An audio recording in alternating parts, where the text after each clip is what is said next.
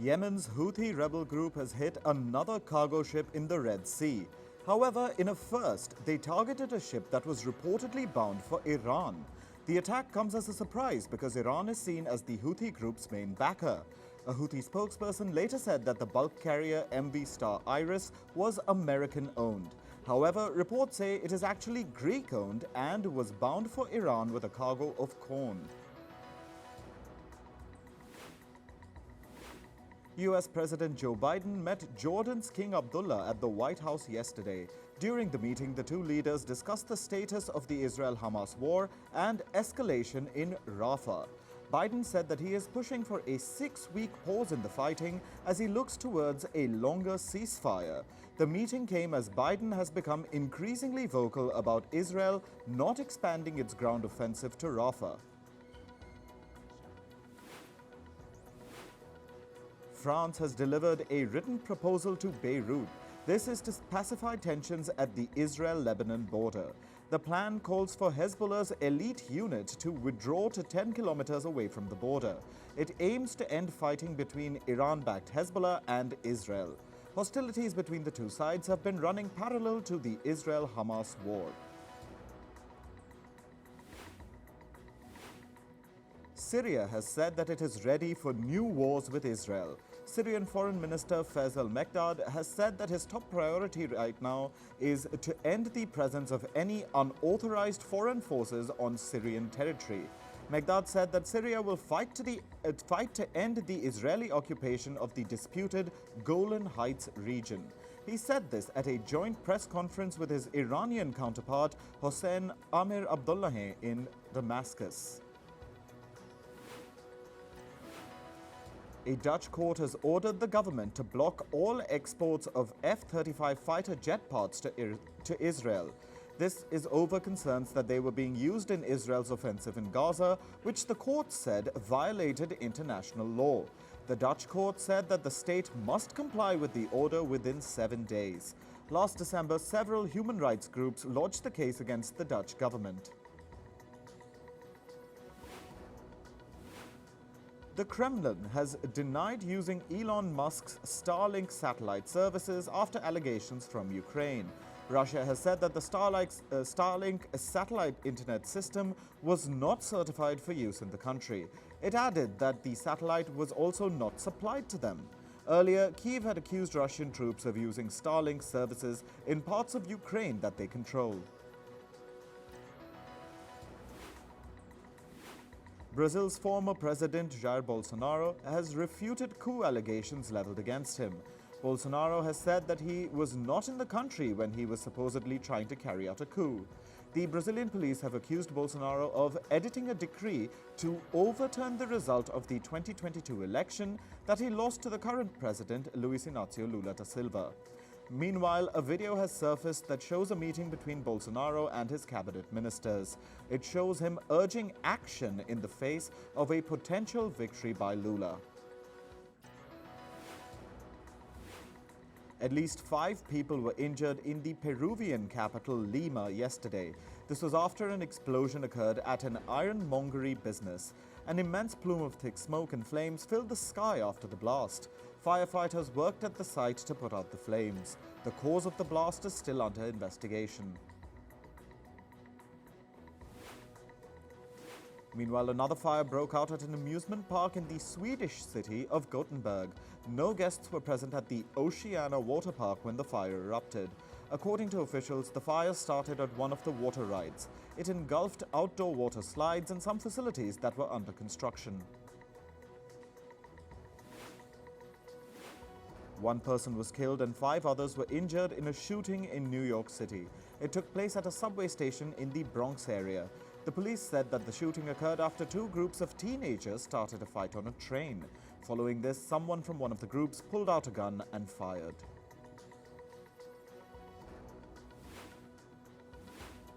Indian Prime Minister Narendra Modi is on a 2-day visit to the United Arab Emirates. During his visit, the Indian PM is scheduled to hold bilateral meetings with the UAE's President, Sheikh Mohammed bin Zayed Al Nahyan. He will also interact with the Indian diaspora in the region. He is also scheduled to inaugurate Abu Dhabi's first ever Hindu temple tomorrow. Pakistan's caretaker Prime Minister Anwar-ul-Haq Kakkar has said that he will not investigate allegations of election irregularities. He has also denied accusations of vote tampering and the manipulation of results. This comes as Pakistan scrambles to choose a Prime Minister following an inconclusive election. Former PM Nawaz Sharif's party and independent candidates backed by jailed former PM Imran Khan are vying for the Prime Ministership.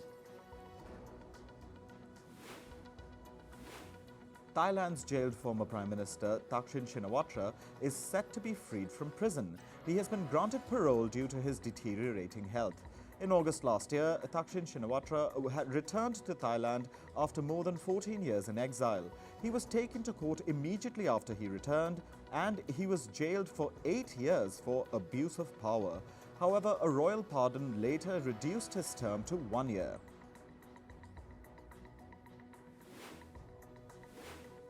In Haiti, residents are being forced to flee their homes amid escalating gang violence. Footage shows displaced Haitians seeking refuge outside a police station in the capital, Port-au-Prince. This comes as gang violence has spiked in the Haitian capital. Police are battling alliances of heavily armed gangs that control most of the city.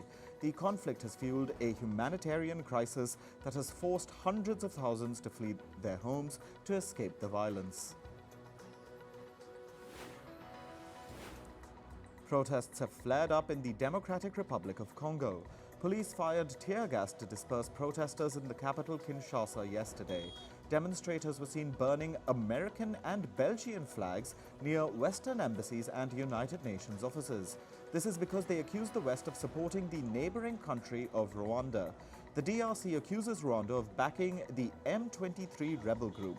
The M23 group has been active in the DRC for years and launched a major new offensive 2 days ago.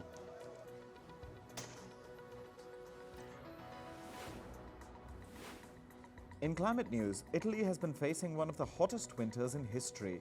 This is according to the Italian Institute of Atmosphere and Climate.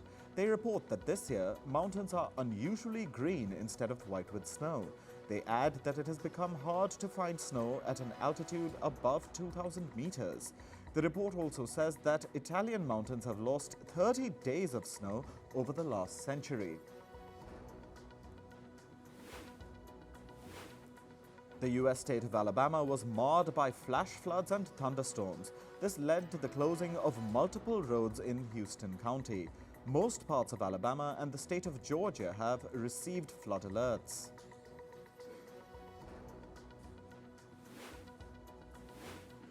Several parts of the UAE experienced heavy rain and hail yesterday. The unstable weather caused flooding and stalled traffic in the city of Dubai. Meanwhile, the neighboring country of Oman also witnessed severe rainfall in some regions. Citizens were warned to avoid low-lying areas and take precautions.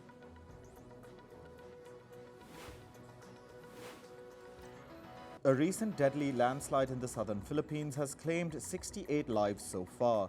Rescuers are still looking for 51 missing people. Meanwhile, the US is providing humanitarian aid worth more than $1 million.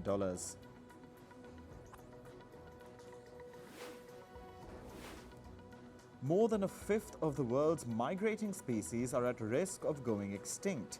This is according to a recent report by the United Nations. The report adds that around 44% of these species are seeing a decline in their population. This is a result of climate change and human encroachment. Human activities such as hunting and fishing are impacting at least 70% of the species on the UN endangered list. On to business and tech news. Official data showed that inflation in India eased in January. Inflation stood at 5.1% last month compared to 5.7% in December 2023. Food inflation also declined from 9.5% to 8.3%. However, it remained the biggest contributor to overall price rise. The US federal budget deficit dropped sharply in January. January's deficit stood at $17 billion, which is 43% lower than the same period last year. The budget deficit represents the US government's excess spending compared to its revenues. This deficit has been rising in the last few years.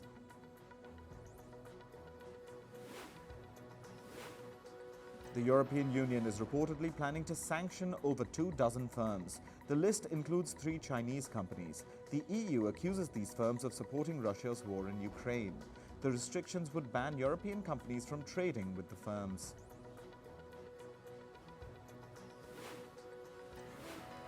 Australia's 4th biggest bank, the ANZ Group, is planning to reduce its headcount. According to a report, the company will lay off over 170 employees. The job cuts will impact the bank's commercial banking operations team. Many Australian banks have reportedly reduced back-office jobs as they automate their operations. India's low-cost airline SpiceJet is reportedly laying off over 1,400 employees. This represents around 15% of the airline's workforce. The company has not confirmed the number of jobs being cut. However, SpiceJet has said that the job cuts will help it save around $12 million annually. Canada's BlackBerry has announced layoffs to reduce cost. The number of affected workers has not been revealed. However, the firm has said that with this move, it aims to save $100 million in annual profits. BlackBerry laid off over 200 workers last year as well. Thousands of Uber and Lyft drivers will go on strike on February 14th or Valentine's Day in the US. Workers at food delivery firm DoorDash will also join the strike. They are demanding fair pay from their companies. The drivers have accused the companies of charging high commissions on their ride fares.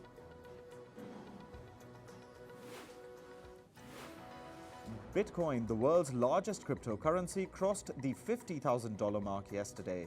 This is the first time in over 2 years that the virtual currency has touched this level. Bitcoin has risen by over 16% this year so far. This was after Bitcoin ETFs got regulatory approval in the US last month. ETFs allow investors to gain exposure to the cryptocurrency's price movements without actually holding Bitcoins themselves. Shares of chipmaker ARM once again surged by over 40% yesterday. The firm's stock market value reached a record $141 billion. This is nearly 3 times higher compared to its initial public offering value last year. This comes as investors are expecting ARM to gain from the high demand for artificial intelligence chips. ARM's shares have surged by over 80% in the last 2 weeks. Meanwhile, AI chipmaker Nvidia stocks are also on the rise. Nvidia's market value briefly overtook Amazon during yesterday's trading session. However, by the end of the trade, the firm's market capitalization stood at $1.78 trillion, just a little shy of Amazon's $1.79 trillion.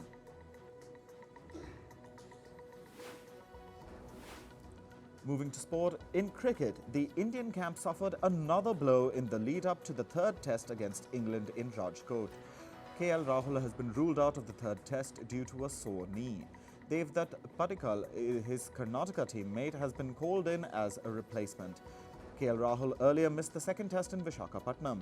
However, he was named for the last 3 only if he met the fitness requirements. And England encounters another visa issue. After Shoaib Bashir, this time it was spinner Rehan Ahmed.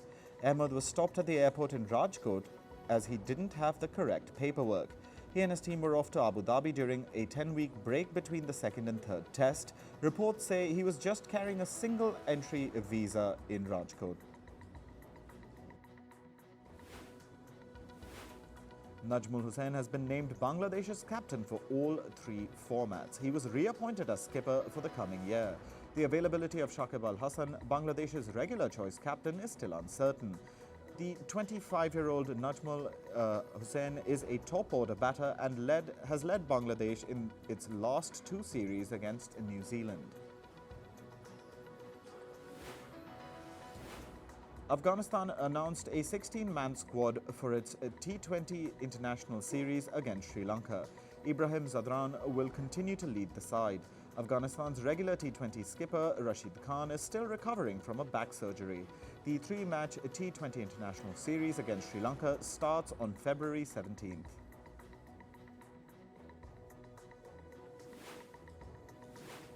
In football, English Premier League club Chelsea rallied from behind to beat Crystal Palace 3-1 at Selhurst Park.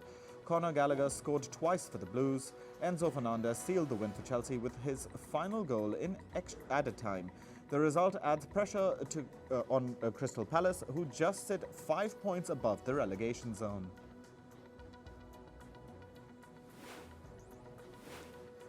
A footballer died after being struck by lightning in Indonesia. The victim's name is Septain Raharja. The tragic incident happened during a friendly between FC Bandung and Fabi Subang.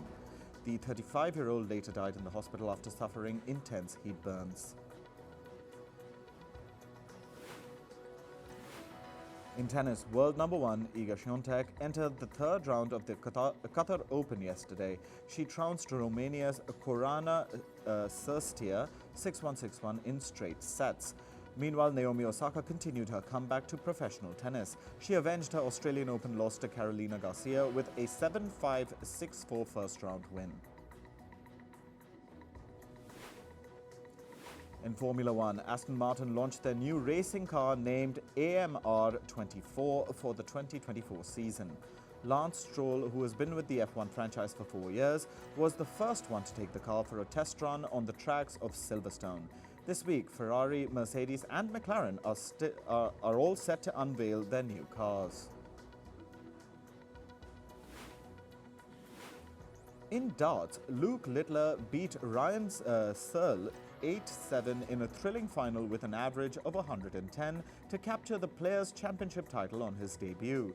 The 17-year-old sensation Littler has also hit a 9-darter finish in one of the earlier rounds. That was in his 6-1 win over Michel Taretta in their last 32 tie earlier in the day.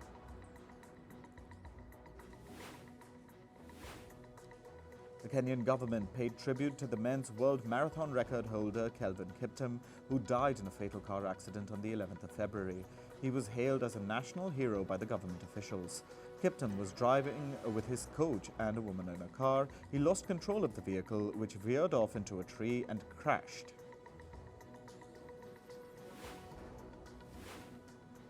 In entertainment news, the Academy Awards hosted its official annual luncheon in California's Beverly Hills yesterday. A vibrant crowd of actors, filmmakers and cinephiles were in attendance to celebrate this year's nominations.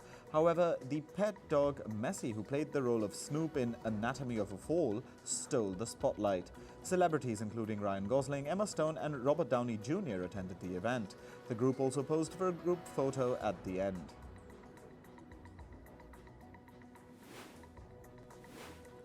According to reports, Tom Cruise and his partner Elsina Kairova are dating.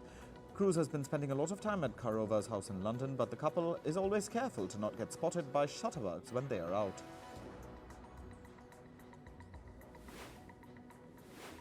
Margot Robbie's production house Lucky Chap has signed a multi-year film deal with Warner Brothers. An executive from Warner Brothers said that they are excited about the collaboration. They are looking forward to creating films of all sizes and genres for moviegoers. In an interview, Margot Robbie expressed her desire to expand her production house into an entertainment empire. The actor Ben Wang has been signed to play the role of the Karate Kid. He landed the role after the makers launched a global search for the perfect actor. Wang is fluent in Mandarin and possesses various skills like martial arts, including Taekwondo and Kung Fu. The Karate Kid franchise is an American martial arts drama series. The 6th movie of the series is slated to release on the 13th of December in 2024.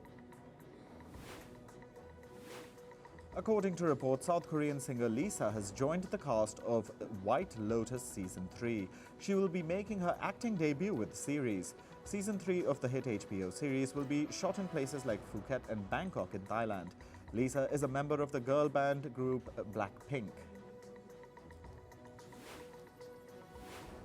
Singer Jennifer Lopez might retire after releasing her upcoming album This Is Me Now. In an interview, Lopez revealed that she is unsure if she will release another album after this one. She says, and I quote, "This might be my last album ever." Lopez calls her album a quintessential kind of Jennifer Lopez J-Lo project. This Is Me Now will release on the 16th of February.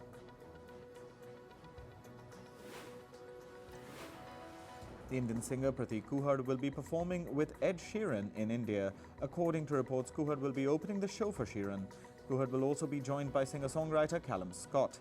Sheeran will be performing in Mumbai on the 16th of March as a part of his 2024 tour. The singer Usher tied the knot with his longtime partner Jennifer Goicoechea in Las Vegas. This happened hours after he wrapped up his performance at the Super Bowl.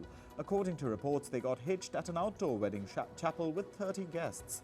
Usher's mother and manager, Jonetta Patton, served as the witness for their marriage. The makers of Kingdom of the Planet released the trailer of their upcoming film. The story is set 300 years after the events of the 2017 film A War for the Planet of the Apes. The film has been helmed by the Maze Runner series director Wes Ball. It will release in theaters on the 10th of May.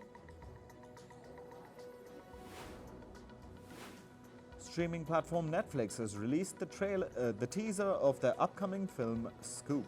The film is based on Prince Andrew's 2019 interview about his ties with Jeffrey Epstein, who was an American financier and sex offender. The role of Prince Andrew, the Duke of York, is being played by the actor Rufus Sewell. Scoop premieres on the 5th of April.